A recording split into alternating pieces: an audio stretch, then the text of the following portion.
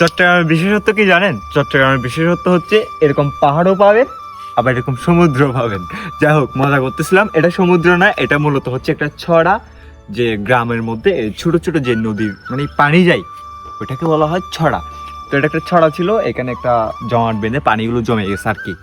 তো এখানে এসে আমি ভিডিওটা করার উদ্দেশ্য হচ্ছে খুব নিরিবিলি একটা জায়গা, জাস্ট রিল্যাক্স ফিল করার জন্য এই জায়গাটা বেস্ট একটা জায়গা।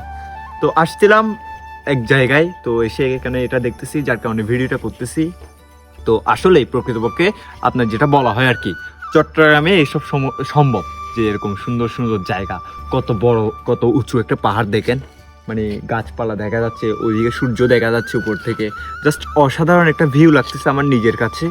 আপনাদের কাছে কেমন লাগে জানি না, তবে শহর অঞ্চলে যারা মানে ঘনবসতি এলাকায় আছেন তাদের ক্ষেত্রে এই জায়গাগুলো ড্রিম ড্রিম। এরকম যে বলে না যে পাহাড়ে এসে ঘর বেঁধে থাকার ইচ্ছা, বা কোনো একটা জায়গা যেখানে আমরা একাই থাকবো, ওই রকমই একটা জায়গা পাহাড়ি অঞ্চল। জাস্ট অসাধারণ লাগতেছে। তো ভিউটা এনজয় করুন, এছাড়া আর কিছু বলার নাই। সালাম আলাইকুম।